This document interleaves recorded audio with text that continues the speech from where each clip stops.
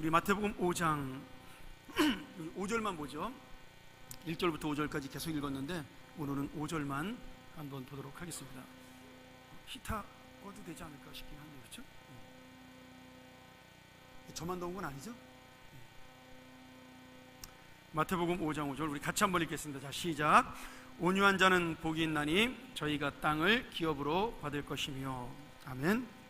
제가 지난번 온유한 자에 대한 복을 설명하면서 이 온유라는 뜻이 착한 마음을 말하는 것을 넘어서서 하나님의 뜻에 따라 나의 감정과 나의 욕심을 내려놓고 오직 주님의 마음, 주님의 인격, 예수 그리스도의 마음을 가진 자로 사는 것, 그것이 온유한 마음이라고 말씀을 드렸습니다.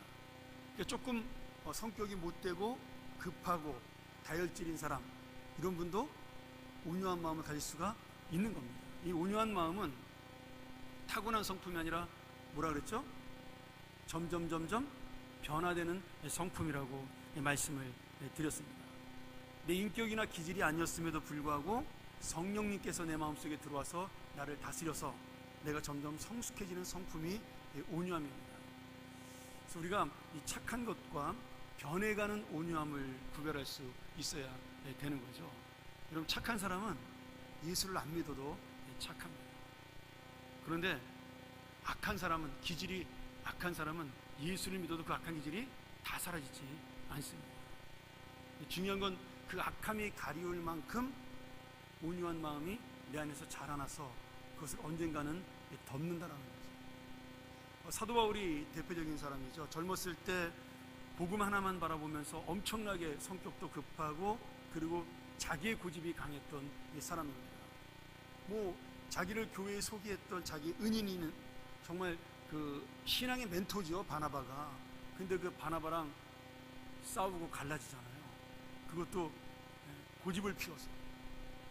나중에 성경에는 없지만 바울은 분명히 후회했을 것이라고 믿습니다. 마가 요한이 전도 여행 속에 도망가는 바람에 그것에 실망해서 두 번째 전도 여행 때 그 마가가 회개하고 돌아왔음에도 불구하고 사도 바울이 안 받아요. 쟤는 안 된다. 전도 여행이 방해된다. 그래가지고 바나바가 그렇게 바울에게 사정을 하거든요. 내 조카인데 한 번만 봐줘라. 하나님의 사랑을 한 번만 덮고 가자. 그랬는데 끝까지 용서를 안 해서 바울과 바나바가 거기서 갈라집니다. 물론 그것도 하나님의 뜻이 있어. 바나바는 목회자로 남게 되고 바울은 유럽으로 그 전도 여행을 떠나게 되는 그런 역사가 있지만, 나중에 우리가 디모데 후서를 보면 바울이 마가를 자기한테 데리고 오라고, 자기의 사랑하는 자라고 고백을 해요. 그러니까 마가도 그 성품이, 그 헌신이 변한 거죠. 바울이 아마 그런 변화된 마가를 보면서 내가 옛날에 참 잘못했구나, 그런 생각을 많이 했을 것이라고 생각이 듭니다. 그래서 이 온유라는 것은 날마다 변화가 되는 성품이에요. 제가 오늘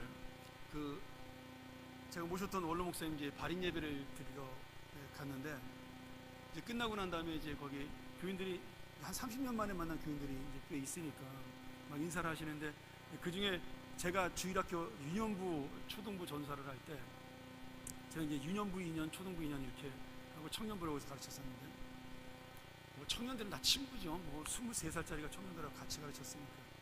근데 그 유년부 때, 지금 이제 장로님 되셨죠. 이제 그분이 집사님이셨는데, 그 당시에 굉장히 그 좋은 회사를 다녔던, 그 교회에서 몇 명 안 되는 정말 인테리 중에 한 분이었어요. 또 이제 굉장히 그 부유하게 사셨던 분 중에 한 분인데, 그 부부가 저를 굉장히 많이 도와주셨습니다. 그리고 굉장히 많이 좋아하셔서 저를 많이 아끼셨죠. 집에도 자주 데려다가 맛있는 것도 주시고 또 책값도 주시고 이러면서 저를 사랑했는데, 그분이 오늘 이제 인사하면서 그러시는 거예요. 와, 목사님 진짜 오랜만이다. 근데 진짜 많이 변했다. 그땐 제가 엄청나게 말라서 한 56kg 정도밖에 안 나갔으니까, 제가 여자보다 허리가 더 가늘었습니다. 26이었으니까. 제 모습을 보더니 깜짝 놀라시는 거예요. 길에서 언뜻 지나가면 모르겠다고. 그래서 옛날 그 생각 나냐, 전사님이 사고 쳐가지고 우리가 얼마나 그거 수습하느라고 많이 했었다. 근데 제가 오늘 그 목사님 장례를 치르면서 그 설교를 이렇게 듣는 도중에, 예전에 내가 22살, 23살, 24살, 25, 26 그 교회에서 사역하던 때 내가 목사님에게 어떻게 했을까를 이렇게 고민을 쭉 해봤어요. 생각을. 근데 정말 제가 많은 사고를 쳤더라고요. 뭐 정말 그 교회에서 그때 기도원을 막 걸축하려고 그러는데 제가 그거를 전도사가 반대했습니다. 무슨 교회에서 기도원이냐, 이 세상이 이렇게 어려운데 가난한 사람 도와 이러면서 막 청년들 선동해가지고 그때 우리 그 새 전도사가 막 그 목사님한테 찾아가서 따지고, 근데 그 목사님이요 한 번도 우리 야단치지 않았어요. 그러면서 오히려 우리를 설득하고 이해를 구하셨습니다. 너희는 너희의 생각이 있고 나는 또 내가 나이 먹은 사람의 생각이 있다. 목회는 너희들이 좀 더 배워야 되니까 내가 지금 이렇게 목회하는 것을 이해하고 너희들이 목회하는 날이 되면 너희들이 원하는 것을 해라. 그러니 나를 좀 도와줘라. 이렇게 말씀하셔서 저희가 뭐 목사님 말씀이 와닿진 않지만 저희가 순종하겠습니다. 그랬던 기억도 나고요. 정말 뭐 말도 안 되는 얘기죠. 뭐 저희 교회 전사님 저한테 그랬으면 바로 그날로 그냥 집에 보내는 건데, 지금 생각해보면 그런 철없는 일을 굉장히 많이 했음에도 불구하고 거기 장로님들이 또 목사님을 사랑하셔서 그 교회에서 정말 행복하게 목회를 했던 기억이 납니다. 지금도 재미있는 걸로 따지면 그때만큼 재밌었던 적은 없는 것 같아요. 근데 그분들이 그 얘기를 하더라고요, 마지막에. 근데 전도사님이 그때 진짜 중심 하나는 제대로였다. 하나님을 정말 사랑하고 그 아이들 사랑하는 마음, 그거 하나 보고 우리가 진짜 아꼈다. 그렇게 말씀을 하시더라고요. 정말 물불을 안 가리고 열심히 했었으니까 아마 그런 칭찬도 해주셨을 거라는 생각이 들어요. 근데 제가 지금 이제 나이 먹으면서 이제 30년이 지난 다음에 그때를 돌아보니까 야, 정말 내가 많이 성장했구나, 그 생각이 드는 거죠. 여러분, 우리가 온유라는 말이 단순히 그 사람이 좋은 사람이다라는 것을 말하는 것이 아니라 하나님 때문에 자기의 감정과 자기의 욕심을 내려놓을 수 있는 사람을 이야기하는 거예요. 하고 싶은 말이 있음에도 불구하고 참을 수 있는 사람, 내가 감정을 표출하고 싶어도 이것이 주님에게 덕이 되지 않아서 내가 속병이 들어도 참는 사람. 그래서 예수를 잘 믿는 사람은요 항상 스트레스가 많습니다. 예수를 믿으면 평안해야 되는데 오히려 스트레스가 많아요. 왜요? 하나님의 마음으로 참기 때문에. 그래서 그런 영적인 스트레스는 받아도 하나님이 사랑합니다. 전 여러분들이 모두 그런 정말 부족한 자랄지라도 받아줘서 그 사람의 중심을 볼 수 있는 온유한 마음을 가진 성도가 되기를 주의 이름으로 축원합니다. 자, 오늘 그 온유한 사람이 받을 복에 대한 이야기인데요, 온유한 자가 되라 그랬더니 굉장히 부담돼서 그런지 아멘이 별로 없네요. 온유한 자 되기를 축원합니다. 오늘 그 온유한 사람이 받을 복에 대한 이야기인데, 오늘 온유한 자가 예수님께서 특이하게 땅을 기업으로 받는다라고 말씀하고 있습니다. 이 복은 굉장히 놀라운 의미를 가지고 있는 거죠.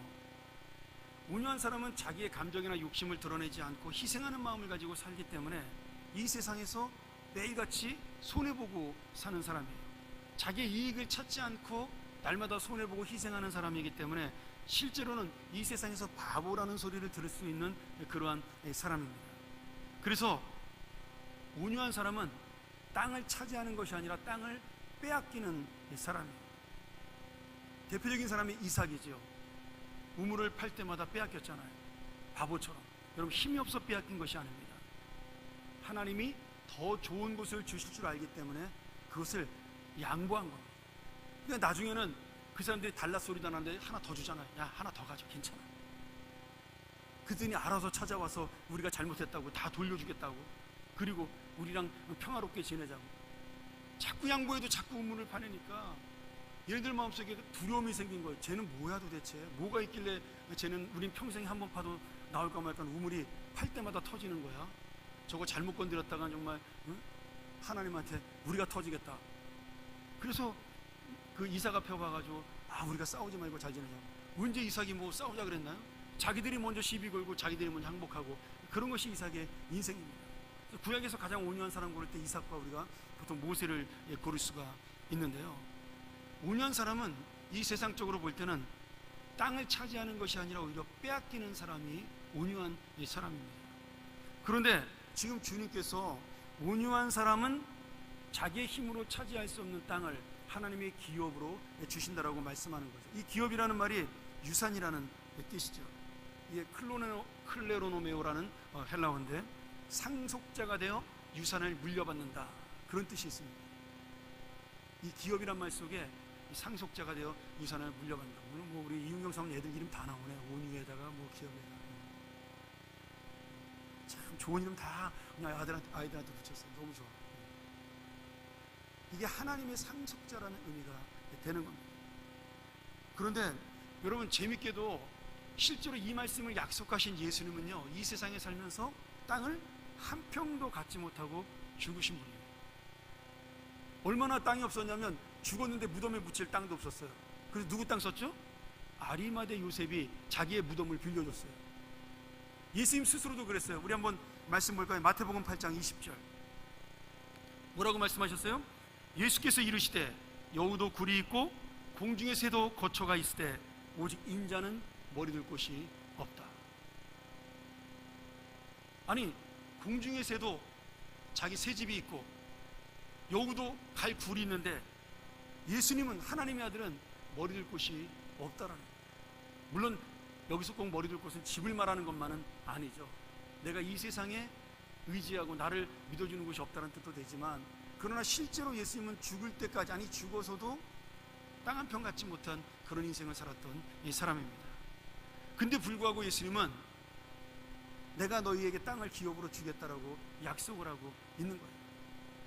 그러면 이 땅을 기업으로 준다, 네가 하나님의 상속자가 되어서 오늘 이 땅을 받을 수가 있다라고 말하는 그 진짜 의미가 무엇일까요? 우리가 시편 37편을 보면 굉장히 중요한 말씀이 나오는데요, 우리 37편 11절 한번 볼까요? 우리 한번 같이 읽겠습니다. 화면을 봅시다. 시작. 오직 온유한 자는 땅을 차지하며 풍부한 화평으로 즐기리로다.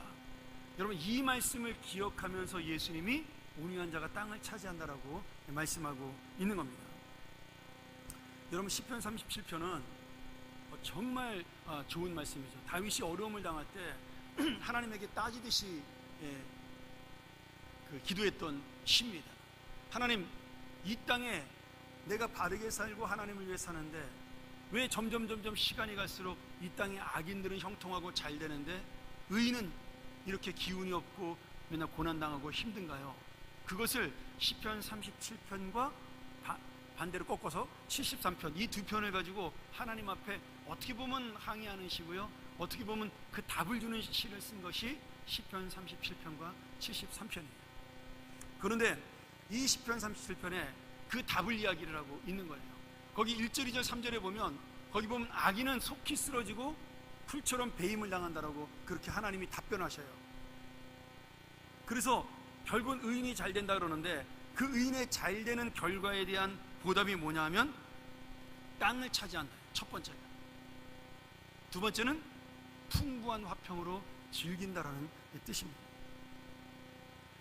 오늘 여러분, 이 땅, 하나님의 유산으로 하나님의 도우심을 받는 상속자가 된다는 의미를 보여주는데, 하나님께서는 결국 우리에게 하나님만이 줄 수 있는 평화, 화평을 주시고, 그리고 하나님의 나라를 우리에게 허락함으로 인해서 이 땅의 유산을 마지막으로 주신다라는 말씀입니다. 그러면 이 땅이 의미하는 바가 뭘까요? 진짜 땅일까요? 아닙니다. 성경에서 말하는 땅은 우리가 말하는 부동산을 이야기하는 것이 아니라 하나님의 마음을 갖게 된 것, 하나님의 은혜를 입게 된 것을 가리키는 말이죠. 고린도후서 6장 10절을 한 번 더 우리가 화면으로 보겠습니다. 이제 같이 한번 이 화면 보면서 읽었으면 좋겠습니다. 시작. 근심하는 사람과 같으나 항상 기뻐하고, 가난한 사람과 같으나 많은 사람을 부유하게 하고, 아무것도 가지지 않은 사람과 같으나 모든 것을 가진 사람입니다. 여러분, 이것이 온유한 자의 복이에요. 땅을 아무리 많이 갖고 있어도요, 우리 안에 근심 걱정이 사라지지 않습니다. 여러분, 땅을 가진 사람은 무슨 걱정을 할까요? 대한민국에서 땅 많이 가진 사람은 첫 번째는 땅을 관리할까봐 걱정해야 되고요, 두 번째는 요새 같은 이제 세금 많이 낼까봐 걱정하고요, 세 번째는 땅값 떨어질까봐 걱정해야 되잖아요. 가진 것이 있다고 해서 지금 그런 걱정 의심이 사라지는 것이 아닌데, 주님께서는 진짜 하나님의 땅을 가진 사람, 천국을 소유한 사람은 어떤 사람이에요? 근심하는 것 같은데 항상 기뻐하고, 가난한 사람 같은데 자기만 부유해지는 것이 아니라 많은 사람을 부유하게 하고, 아무것도 없는 사람 같은데 모든 것을 갖고 있는 사람이라고 표현하고 있는 겁니다. 오늘 여러분, 이 말씀의 의미가 얼마나 우리 인생에 중요한지를 아셔야 돼요. 제가 지난번 말씀드렸잖아요. 민수기 12장 3절에 하나님께서 모세를 평가하면서 모세는 이 땅에서 가장 온유한 자다라고 그렇게 칭찬을 하셨어요. 여러분, 모세는 땅이 있어요, 없어요? 없습니다. 모세는 땅이 한 평도 없습니다. 그의 무덤이 어디 있는지 모를 정도로, 그리고 그렇게 원했던 가나안 땅도 모세는 들어가지 못하고 느보산에서 죽게 됩니다. 모세의 무덤을 못 찾아요. 지금 저는 모세의 무덤을 못 찾는 것이 아니라 하나님이 모세의 육신을 전부 다 없애버리셨기 때문에 못 찾다라고 믿습니다. 뭐 이건 제가 생각하는 거지만 충분히 가능성이 있는 이야기죠. 하나님이 땅에 묻어버린 것이 아니라 모세의 시신을 하나님이 흙으로 돌아가게 만들어 버리십니다. 그래서 모세는 이 세상에서 땅을 한 평도 차지하지 못하고 살았던 사람입니다. 그는 평생 동안 왕자로 살았지만 40년 동안 왕자였지만 가짜 왕자였죠. 진짜 왕의 아들이 아니었어요. 그래서 이집트의 그 넓은 땅을 한 평도 차지할 수 없었습니다. 광야로 나가서 40년 동안 살았지만 그 땅도 역시 자기의 땅이 아니라 누구의 땅이었어요? 장인의 땅이고 장인의 재산이었어요. 장인 이드로가 그에게 부탁한 자기의 것이 아닌 것이었어요. 마지막 나머지 40년의 이스라엘 백성을 이끌었던 그 삶도 가나안 땅을 밟지 못하고 결국은 광야에 살다가 죽은, 한 평의 땅도 갖지 못한 그러한 온유한 자라는 사실이죠. 그러나 여러분, 지금 가장 칭찬받는 지도자가 누구예요? 성경에서 모세입니다. 예수님이 십자가에 달려 돌아가시기 전에 변화산에 올라가시잖아요. 그래서 원래 거기가 이제 헐몬산인데 모세와 엘리야를 보면서 이제 예수님의 모습이 변했기 때문에 변화산이라고 별명을 붙여서 부르는데, 그때 나타난 사람이 모세와 엘리야입니다. 예수님이 거기서 모세와 엘리야하고 무슨 얘기를 했을까요? 성경에는 없는데 무슨 얘기를 했을까요? 거기에 보면 자세하게 설명되어 있지 않지만 이렇게 있어요. 예수님이 어떻게 죽으실 것을 이야기하셨다라고 되어 있습니다. 그 말씀을 바꿔 말하면 예수님과 이 땅을 어떻게 구원할 것인가를 의논했다는 얘기예요. 여러분, 모세가 어느 정도로 위대한 지도자면 예수님과 이 땅의 구원을 의논할 만큼의 지도자라는 거예요. 그는 땅을 한 평도 가지 않았지만 이 세상 전체를 구원할 그런 의논을 예수님과 할 정도의 그러한 영광을 가진 이 자라는 이야기인 거죠.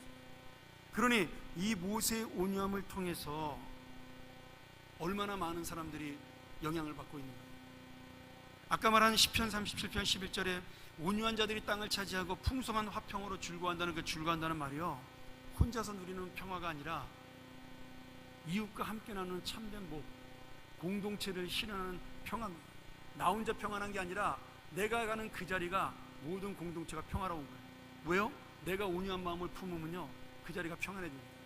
내가 양보하고 희생하면 그 자리에 평화가 와요. 내가 양보하지 않으면 그 자리에 싸움이 일어나고 그 자리에 불화가 일어납니다. 여기서 말하는 하나님신 화평이라는 것은 나 혼자 누리는 것이 아니라 나의 온유함을 통해서 많은 사람에게 누리는 하나님의 영향력을 이야기하는 겁니다.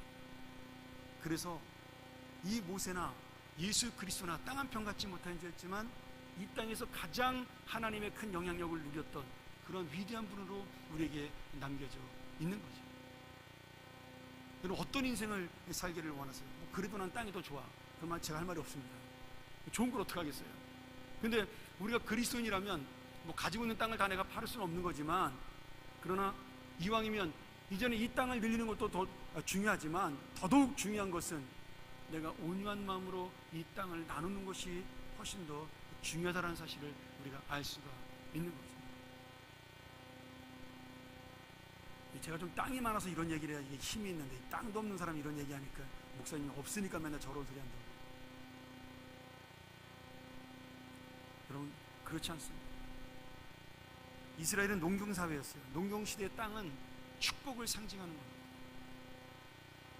그런데 이 땅을 통해 한 사람만 잘 사는 것이 아니라 모든 사람이 같이 사는 것을 원하는 것이 하나님의 평화였어요. 그것이 안식년이고 그것이 신년입니다. 빼앗긴 땅을 돌려주고 노예들을 풀어주고 가난한 자들을 내가 탕감해주고 이런 것들을 통해서 나의 이 부유함을 모든 사람이 한꺼번에 누릴 수는 없지만 나눠줄 수가 있는 거예요. 여러분, 그런 나라, 그런 사회, 그런 공동체가 되는 것이 바로 하나님이 원하시는 나라입니다. 그 사람들은 노력 안 하니까 그렇게 사는 건데, 여러분, 그렇게 이야기하는 사람들이 참 많습니다. 그만큼 노력했으면 되는데 게으르니까 그렇게 사는 거야. 모르겠습니다. 예전에 농경사회 때는 그것이 맞는 말일지 모르겠지만 지금은 그렇지 않습니다. 죽어라고 노력해도 안 되는 사람도 있는 거예요. 그런 사람은 우리가 도와야 하는 거죠. 죽어라 노력했는데 병으로 쓰러진 사람은 우리나라가 도와야 되고 우리가 교회가 도와야 되는 거죠. 그게 바로 온유한 자의 마음, 땅을 차지한 자의 풍요로움입니다. 자, 여러분, 그냥 내가 풍요로운 자가 아니라 이렇게 정말 하나님의 마음으로 나누어주는 풍요로움을 갖는 우리 교회가 되기를 주의 이름으로 축원합니다. 제가 마지막으로 하나만 더 이야기하고 마치도록 하죠. 제가 이 말씀을 가만히 묵상하다가 어제 하나님이 저한테 불현듯 그런 마음을 주셨어요. 제가 새생명 축제를 준비하면서 기도하고 있으니까 아마 하나님이 그런 생각을 주신 것 같아요. 여기 땅이라는 말이 그 히브리어로 헬라어로 개라는 말입니다. 개, 발음이 그렇다는 거예요. 거의입니다. 거의. 근데 이게 성경에 보면 부동산으로서의 땅, 눈에 보이는 땅으로 의미도 있는데 이 세상 전체를 의미하는 그런 의미도 있습니다. 그러니까 랜드라는 말로 써도 되고 뭐 아니면 코스모스라는 우주라는 단어를 이제 헬라어로 쓰기도 하는데 이 땅이라는 단어 속에 세상이라는 의미가 담겨져 있는 거예요. 그러니까 지금 이것을 좀 더 확대해서 해석한다면 온유한 사람이 땅을 차지한다는 말은 뭐예요? 온유한 사람이 이 세상을 차지한다는 거예요. 여러분들, 이 세상이라는 단어가 땅만 말하는 것이 아니라 눈에 보이는 그 세상의 부동산만 말하는 것이 아니라 예수님께서는 이 세상이라는 단어를 쓰면서 사람에게 쓰셨어요. 요한복음 3장 16절에 뭐라고 말씀하셨죠? 하나님이 세상을 이처럼 사랑하사 독생자를 주셨으니 이는 저를 믿는 자마다 멸망치 않고 영생을 얻게 하려 하십니다. 여러분, 하나님이 세상을 이처럼 사랑하사, 이 세상은 누구를 말하는 거예요? 이 세상에 살고 있는 사람을 이야기하는 거예요. 제가 이 말씀을 가만히 묵상하는데 이게 진짜 맞는 말씀인가? 여러분, 우리가 어디서 나왔죠? 우리가 무엇로 지음을 받은 사람이에요? 흙으로 지음을 받은 사람입니다. 흙은 곧 뭐예요? 땅입니다. 땅에서 나오는 게 흙인 거예요. 그러니 이 세상은 땅인 것이고 이 세상은 흙인 것이고 이 세상은 하나님이 만드신 사람입니다. 결국 온유한 자는 무엇을 차지하는 거예요? 사람의 마음을 차지하는 거예요. 이 말씀을 이렇게 생각해 보니까 모세가 받은 복, 예수님이 받은 복이 눈앞에 확 하고 선명하게 드러나는 겁니다. 여러분, 예수님은 온유하게 죽으셨어요. 그러므로 이 세상의 땅은 한 평도 얻지 못했지만 무엇을 얻었습니까? 이 세상 전체에 있는 사람들의 마음을 얻었습니다. 영혼을 얻었고 생명을 얻었습니다. 모세는 40년 동안 이스라엘 백성의 집자로 온유하게 살았지만 그는 땅 한 평 차지하지 못했어요. 그러나 백성들의 존경을 얻었고 백성들이 하나님의 사람으로 살 수 있도록 그 사람들의 신앙을 얻은 것입니다. 모세의 신명기는 두고두고 이스라엘 백성들을 구원하는 하나님의 말씀, 이스라엘 백성들이 하나님의 자녀가 되게 하는 그 말씀의 기초로 지금도 우리에게 남겨져 있는 것이죠. 오늘 그러니 이 세상이란 단어, 땅이란 단어는 오늘 우리가 왜 새생명 축제를 해야 되는지를 정확하게 보여주는 말씀이라는 거예요. 우리가 온유한 마음을 가졌기 때문에 이 생명을 우리에게 주신 겁니다. 그 새로운 태신자들을 우리에게 주신 거예요. 그리고 하나님께서 우리에게 마지막으로 눈에 보이는 영광도 주신다라고 말씀합니다. 그렇게 내가 사람들을 사랑했을 때, 내가 온유한 자가 되었을 때 어떤 복을 주신다고요? 빌립보서 2장 9절 10절 11절 우리 한번 이 말씀 보고 마치도록 하죠. 예수님께서 종의 형체, 하나님이신데도 불구하고 하나님의 아들인데도 이 땅에 종의 모습을 가지고 오셨을 때, 그리고 십자가에 돌아가셨을 때 그는 그렇게 비참하게 죽은 것처럼 보였지만 그렇게 사셨기 때문에 하나님께서 주신 복을 이야기하는 것이 빌립보서 2장 9절, 10절, 11절입니다. 우리 같이 한번 읽고 마치도록 하죠. 그러므로 하나님께서는 그를 지극히 높이시고 모든 이름 위에 뛰어난 이름을 그에게 주셨습니다. 그리하여 하나님께서 하늘과 땅 위와 땅 아래에 있는 이들 모두가 예수의 이름 앞에 무릎을 꿇게 하시고 모두가 예수 그리스도는 주님이시라고 고백하게 하셔서 하나님 아버지께 영광을 돌리게 하셨습니다. 여러분, 모두가 예수님 앞에 무릎을 꿇게 하시고 그 예수님의 말씀을 통하여 수많은 사람들이 하나님 아버지께 영광을 돌리는 자가 되었다는 것. 이것이 온유한 자의 마지막 눈에 보이는 복입니다. 여러분, 이 모든 세상의 땅, 이 세상에 발을 딛고 서 있는 모든 사람들, 그 사람들이 바로 예수의 무릎 앞에 무릎을 꿇는 하나님의 역사가 온유한 자가 받는 복이라는 것입니다. 오늘 그 복을 예수님만 누리는 것이 아니라 우리도 함께 누리고 있다는 거예요. 사랑하는 여러분, 오늘 온유한 자의 마지막 복, 예수님처럼 겸손하여 온유하여 이 땅에서 종처럼 낮아졌지만 그분은 세상의 모든 사람을, 이 땅의 모든 땅을 정복하시고 하나님께로 돌아오게 하셨습니다. 오늘 그 은혜와 그 놀라운 축복, 이 온유한 자가 받는 땅의 놀라운 역사를 우리도 함께 만나는, 이 복을 우리도 함께 누리는 우리 귀한 주님의 자녀들이 되기를 주의 이름으로 간절히 축원합니다.